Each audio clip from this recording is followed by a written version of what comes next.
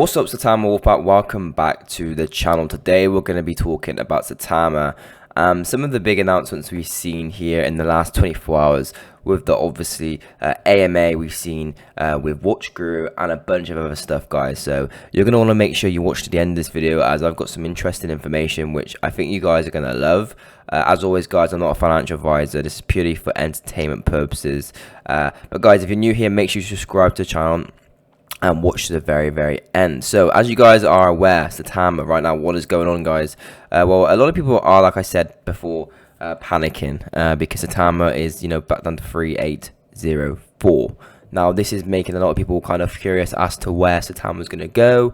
Is it kind of a dump for Saitama, and where we're currently at? Well, if you guys remember back mid-December, mid-December, we was kind of at the same point in level, and everyone was kind of hopeful, and when we went up to from there, in a matter of just 30 days, and a lot of people got excited and kind of scrapped the whole FOMO scenarios.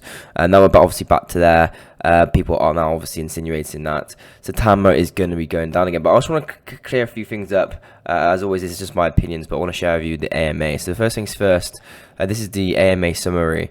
It was hosted on by Watch Guru on Twitter Spaces, and Russ was obviously speaking for Saitama. Now we've seen a lot of stuff obviously happened here. What happened with the launch? Can you explain the failures and why your team has done to prevent the future issues? So what are they going to do here differently? They said there were massive attacks which have since been migrated through slowly down traffic, segregating the network. We figured out where some of these attacks were coming from and have hired a very global company for cyber to monitor the traffic. The network is still running slow because we were basically forced through months worth of data from the bot attack. We are continuing to work with these companies to give us back the data allowance, and it's an ongoing process but has been progressive. Regarding the email delay, the bot's causing an influx in hundreds of thousands of additional registrations, sending out email confirmations to fake accounts trying to be created. This ended up us getting blacklisted by email services as spammers, so we're working on problems to provide us to unspam ourselves. Some regions are seeing progress with this issue, and we will continue to work on migration efforts for the app to run flawlessly regardless of the traffic. What platforms and regions is Saitamask available for right now? Because right now it's available on Android and iPhone in every country minus China, currently version 1.6. Is the intent of Saitamask to be a Web3 competitor to something like MetaMask? They said we have a roadmap in place and we're constantly evolving and growing into different areas. We are in the process of creating Saitachain, our own blockchain, and with that there's going to obviously be a lot of changes coming to Saitamask and Saitama token, so yes and no.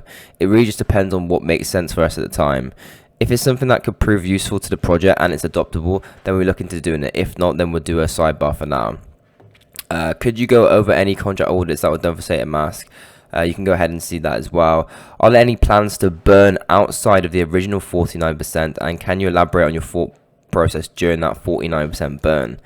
There are no plans for a manual burn. Saitama is automatically burned with every transaction and integration with the contract across any platform. With a 49% original burn, we're already close to 57% of the total supply burnt. Over the last 8 months, we've burned nearly 8%, and our burn rate is just going to continue increasing as we progress with Saitamask. The 49% original burn wasn't something that we all voted on or anything. The original contract was re-announced, and the development team took over the re-announced contract about a day or two after it was actually deployed, so we had to work with what we got. A bunch of people are wondering what tokens are going to be available and when we're going to see them. So here are the actual full list. What tokens will be paired and listed on obviously Saitamask, right, guys? And we can see right here. So I'm at, oh, for fuck's sake.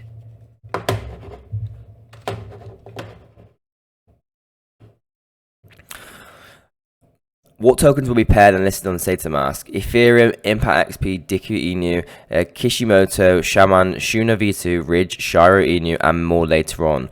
All the token listings will be paired with Saitama. The liquidity pools being with Saitama helps our ecosystem out, because in order for these coins to get listed on Saitamask, they have to provide X amount of liquidity in Saitama and X amount of liquidity in their native token. Down the road, we'd like to have all coins that are in the Uniswap pool migrated over to Saitamask, which not only helps the token price, but the burn as well. We also have plans on migrating over some more traditional altcoins like XRP, Cardio, and others. Once we get everything lined up, the app is out functioning 100%, then we'll start adding liquidity into different pairings. The Lily token will shortly launch after, and we will put an announcement out at least 24 to 48 hours in advance. There's a bunch more information on here, guys, which again, if you want to go on here and read all these, you can. I'm not going to read all of these in here because again, this will take a long time to read, but there's a lot of stuff in here talking about the plans for Saitama and where they're planning on going, and kind of the predictions and where they see, you know, Saitama going, and really kind of what's happening right now. You've got Bitmark as well. You can see the Bitmark situation. They're also talking about a lot of other stuff. So if you guys want to go ahead and go on, I'll link this in the description down below. You can go ahead and check it out. It's a full AMA. If you haven't seen the AMA, you can go ahead. I'll also link the recording as well, which is on the Twitter Spaces. You guys can go ahead and play the recording if you want to listen to that, or if you want to just kind of reread over the written version. I'll also link this Reddit post in the description below, so you guys can check it out. But what I think is important here is to realize where Saitama's at and where Saitama's going to. Obviously, you know, where we are right now, there's been a lot of attacks and it's really jeopardized Saitama. And there's a lot of people saying and spreading FUD saying, yeah, oh, this is a rug pull. They're going to do rug pull by rug pull by. It's not a rug pull, in my opinion, guys. This is just a blatant attack on Saitama. You know, if they were going to rug pull anything, they wouldn't have continued to release all these other tokens and keep adding them in and actually be doing all these AMAs and everything like that. They wouldn't be doing that if it was a rug pull. Like, rug pulls are in, you're out, and they're gone. Like, that's the end of that coin. Saitama still has growth. It still has, obviously, plans to expand. They're making their own blockchain. They're making Sata chain. Like, everything is going well for Saitama, obviously, other than the initial downfall of the price. But again, we all know how fast cryptocurrency can change. This can change dramatically, and we're going to go ahead and see what happens there, guys. But as always, as you guys know, I'm not a financial advisor. This is just my own thoughts. If you guys did enjoy this video, please do subscribe to the channel, turn on post notifications, and yeah, that's going to be it for the video, guys. Thank you very much for watching. I hope you enjoyed it, and I'll see you guys in the next video. Take care and goodbye.